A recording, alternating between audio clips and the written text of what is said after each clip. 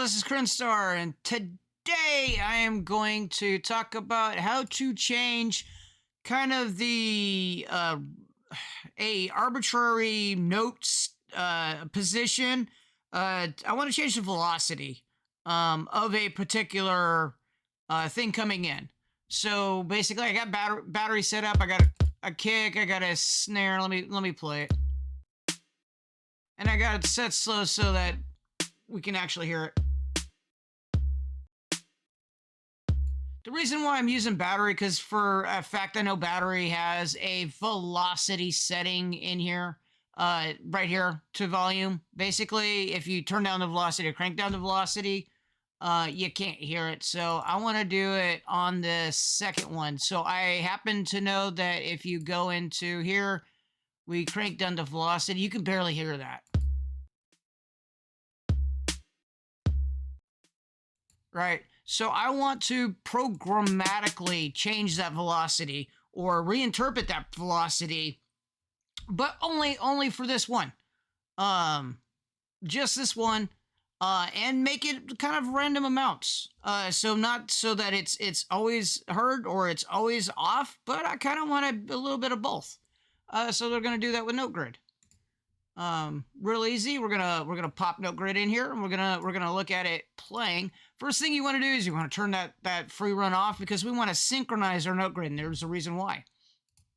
Basically, in these gates are kind of awesome. They mimic the kind of the steps that you have right now. I want to do an 8-step grid.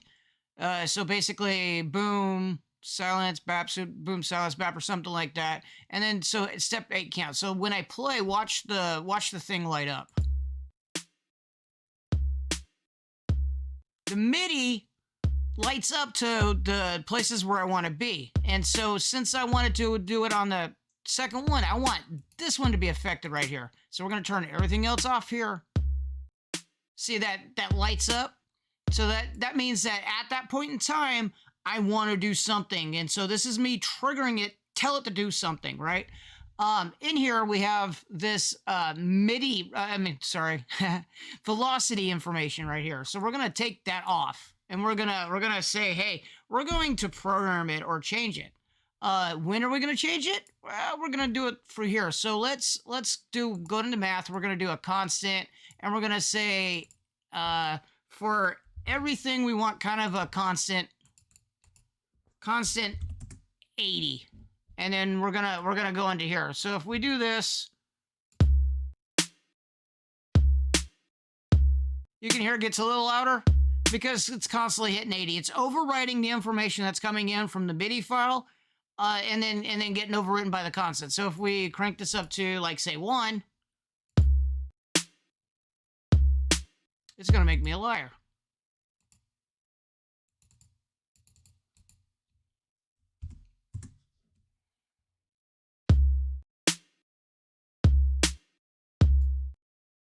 This should technically be overwriting the MIDI coming in, or the velocity coming in.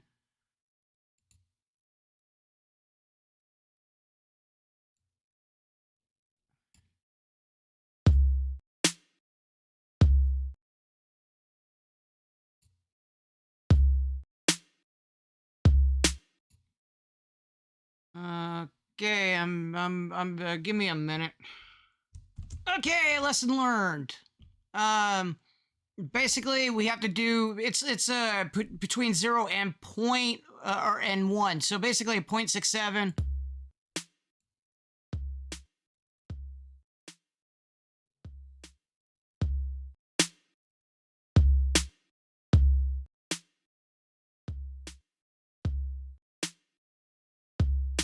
So we want to keep it at 80 right now. We're going to keep it at 80, but every time that this triggers, we want to change it. So we want to grab another constant.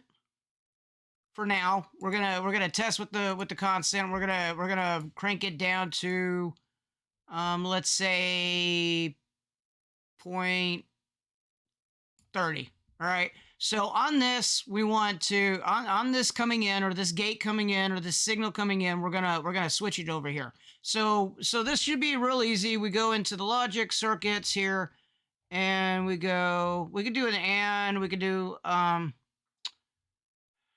No. We could do a select in. That's probably far easiest. This should be already what you're thinking. You'd be like, hey, put it into there, and so we want by default we're going into here, and then otherwise going to here.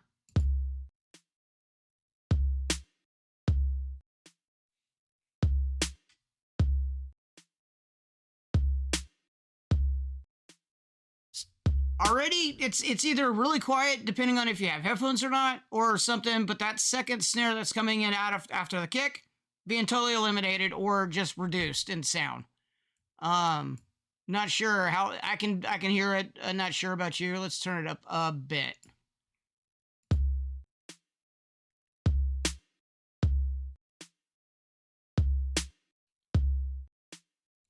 Okay, so that's really good. Now, what do we want to do is we want to kind of randomize it a little bit. We want to kind of chance it out, and we want to go either really small or really high. So basically, we're gonna do this 50% chance, and then on the same token, we're gonna go down.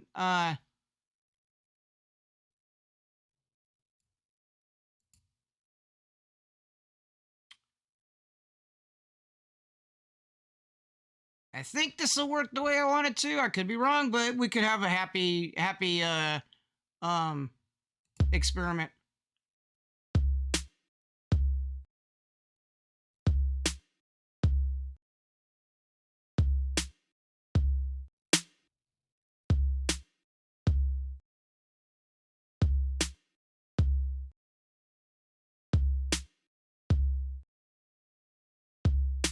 Not the way that I wanted to. Let me look at some other options here of doing it. We also have chance.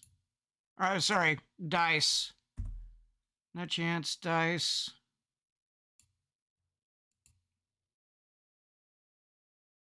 That's a random value generator. Give me a second. Let me look at some other options. Okay, I think I got something good. Back on the randomness, sample and hold LFO, which means that it'll go up and down, and every now and then on this pulse, it should stop for a little bit and allow me to do it. And so what we want is we want our value to pause for a bit, and then basically get a random number from 0 to 1 for our velocity, come in, and then send it back out. So nothing. We heard something there. We heard something. And if it's not, if it's too low, we can always multiply it. So we can go pop in the multiplier and then say I want to multiply it by, or we can add. Actually, let's make this an add. We can add like say 20 or 30%.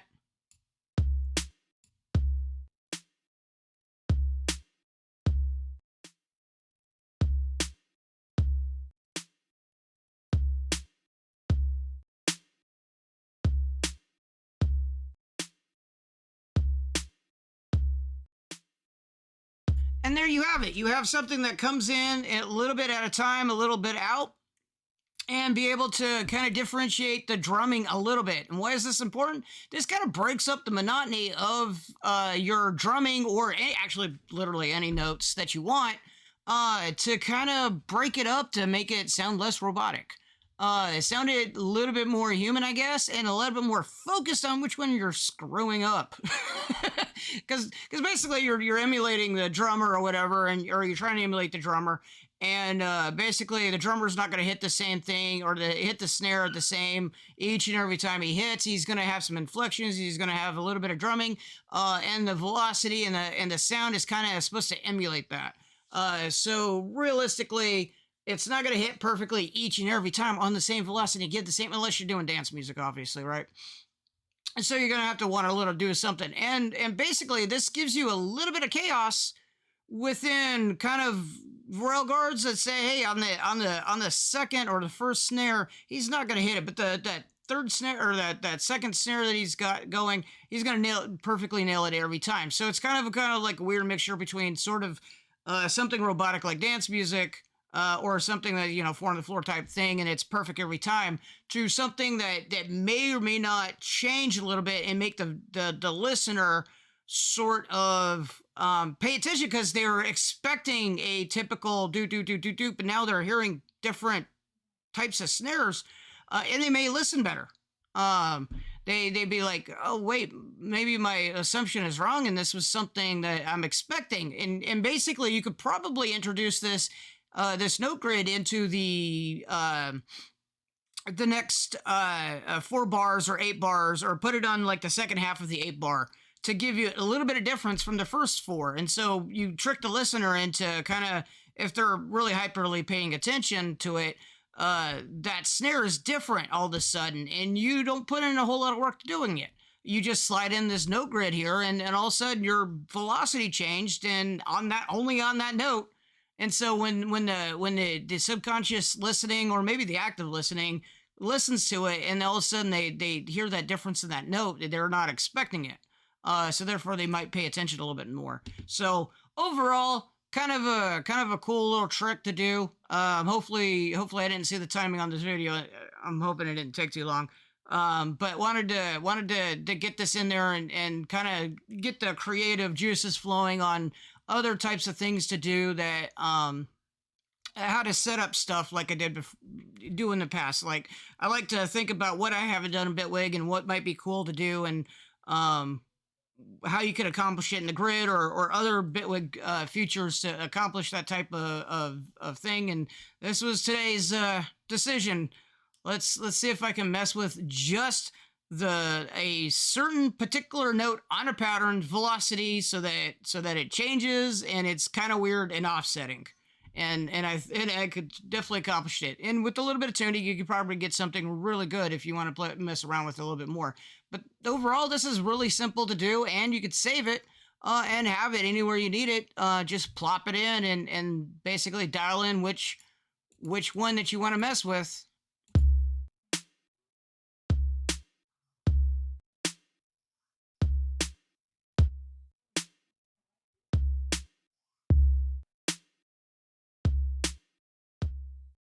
And now our kicks all of a sudden changing.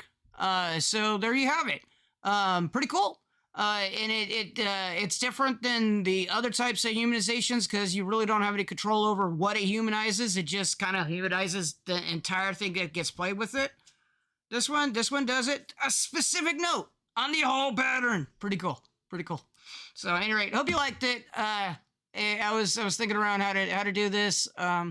And chose today of all days to try to implement it. So thanks for listening. Thank you for watching, and I will catch you later.